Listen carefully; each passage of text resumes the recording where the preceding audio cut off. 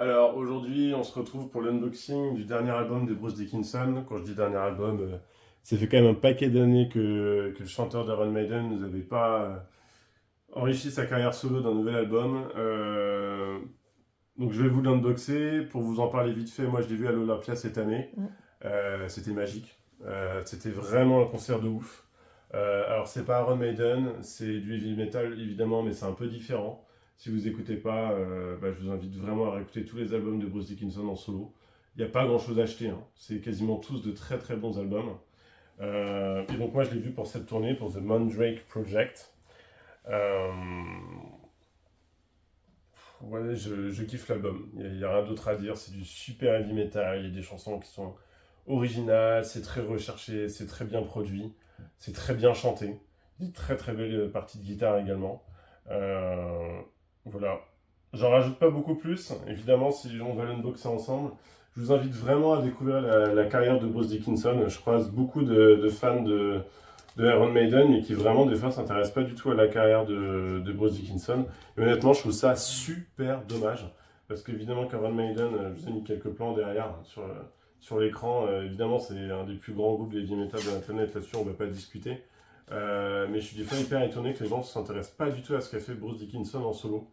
Euh, alors c'est vraiment des albums de heavy metal hyper intéressants, qui ont très bien vieilli. Et moi j'étais hyper ravi quand j'ai appris que Bruce ressortait un album. Voilà. En plus je les ai vus pour la tournée, je les ai revus aussi au Hellfest. Donc en gros c'était le même show, donc moi à l'Olympia c'était magique parce que salle de taille moyenne, j'étais même tout seul, j'y suis allé sans ma chérie, j'étais sans mes potes, etc. Mais franchement j'ai kiffé. Quand je vous dis que c'était magique, j'exagère vraiment pas les termes. Il y avait vraiment que les fans dans la salle. Et re au Hellfest, pareil, super prestation. Voilà, puis Bruce a fait pas mal de. Il avait une bonne présence médiatique en France à ce moment-là, hein. Il a fait une dédicace chez Gilbert Joseph, là où j'ai acheté le disque d'ailleurs. Il est pas mal tourné dans les radios, etc. Voilà, magnifique édition. Alors, là, si on peut avoir un zoom de la réalisatrice, en fait, là, vous voyez, tout est. Je crois que le terme c'est embossé. En fait, c'est brillant et c'est en relief. C'est vraiment magnifique. J'espère que vous verrez bien la vidéo. C'est vraiment très très joli. Voilà, tout le storytelling qui est autour de l'album, c'est qu'en gros, Bruce Dickinson est un chanteur de heavy metal et c'est un conteur d'histoire. Il a raconté la même chose sur tous les interviews que j'ai vues de lui sur la sortie de cet album et sa promo. Voilà, c'est une édition évidemment spéciale. Hop, voilà, je la découvre en même temps que vous, hein, c'est un vrai unboxing. Je l'ai écouté énormément en digital, mais je ne l'ai pas écouté en physique évidemment. Bon, j'ai quand même payé 33 balles, hein. On en reparlera un jour des prix des disques. Mais ça, par contre, c'était non négociable. Ça, c'était non négociable. C'est une magnifique édition de chez BMG. Euh, Hop, je vais vous sortir. Putain, je vois le disque depuis la première fois, vraiment. Alors oui, c'est cher, mais c'est très très joli. C'est très joli. Du coup, c'est une édition en double vinyle bleu que je vais vous montrer. Et dedans, voilà, je suis en train de le voir. En fait, vous avez un. Hop, là, vous vous dites que c'est la pochette, et pas du tout. En fait, c'est un pochoir qui est donné dans cette édition-là. Bon, le truc m'a l'air assez fragile, donc je pense pas que je vais le sortir tous les jours. Mais voilà, c'est une édition spéciale dans laquelle vous avez cette espèce de pochoir. Là, vous pouvez le mettre sur le disque, le mettre sur votre tronche, le mettre dans votre cuisine, j'en sais rien, vous pouvez le mettre sur la pochette. Enfin, voilà. En tout cas, au-delà du pochoir, c'est surtout des très jolis disques bleus, clairs. Hop, les deux sont pareils. Voilà. Moi, j'avoue, le bleu est très joli. Et ça match complètement avec la police de la pochette. Hop, et voilà. Là, vous avez un petit artwork aussi. C'est comme un calendrier, en fait, si je ne me trompe pas, qui va tourner en même temps que vous le mettrez sur votre platine. Quand vous allez faire tourner ça sur votre chaîne chez vous.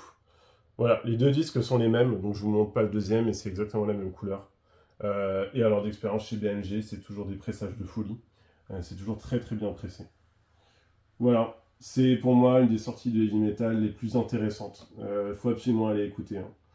Afterglow Ragnarok est sorti en single juste avant avec un super clip. Resurrection Man, un titre que j'ai un peu plus du mal à accrocher, mais c'est très intéressant. My Leaders to Hell, j'ai adoré. Ray on the Grave, je l'ai entendu live, j'ai adoré. Voilà, super album. foncez acheter ça. Si c'est trop cher l'édition vinyle, prenez le CD, mais procurez-vous ça en physique. Franchement, c'est des albums comme ça si on est fan de vinyle. Voilà. Et puis ceux qui vous disent que c'était moins bien avant, moi je suis pas d'accord. Il est beau. Je suis trop content d'avoir chopé ça en vrai. Par contre, là, l'édition elle est trop canon. T'as vu comment c'est. T'as vu la qualité? Peut-être elle est... C'est brillant et vraiment en relief quoi. Genre. Attends, je t'avoue, c'est vraiment. T'as vu la qualité, chou? En vrai. Et oh. Attends, comment ça est où?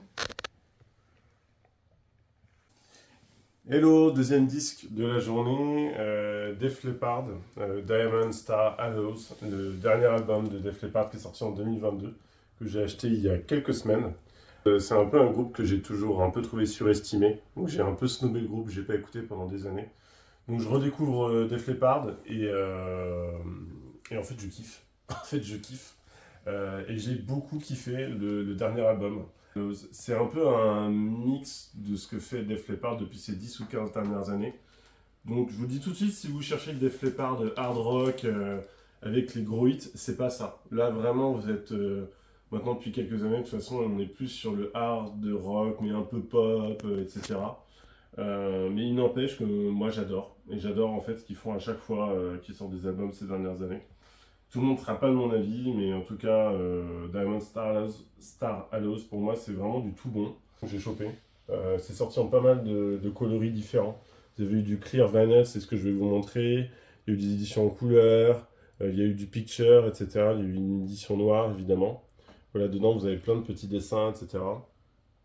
Hop, voilà comment c'est derrière avec les 5 mecs. Hop, je vous montre à quoi ressemblent les vinyles. C'est des vinyles que j'ai chopés à la Fnac. C'est un vinyle qui valait bien 30 ou 35 euros. J'étais super content parce qu'en fait, je l'ai chopé à la Fnac à 19 euros. Et vous allez voir, c'est une magnifique édition. Donc là, à chaque fois, c'est des paroles. Et voilà ce qu'on a dedans, des magnifiques disques transparents. Moi, je suis aussi fan de la musique que de l'objet, parce que là, bah, oui, il y a la lune d'un côté et puis l'œil qu'on revoit sur la pochette de l'autre. Et du coup, bah, comme je vous disais, en termes de style musical, on va dire que c'est du rock à l'américaine, assez soft. Déjà dans Def Leppard, il y a une constante, c'est que c'est en général super bien produit. Le son est toujours au top.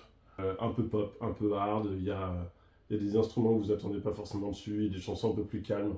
Un disque que je vous invite vraiment à écouter si vous voulez peut-être découvrir ou redécouvrir Def Leppard. Magnifique leaflet en plus.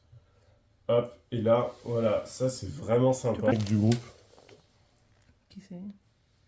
Donc Rick Savage, Rick Allen, Joe Elliott, le chanteur évidemment, Phil Collen et Vivian Campbell, le guitariste.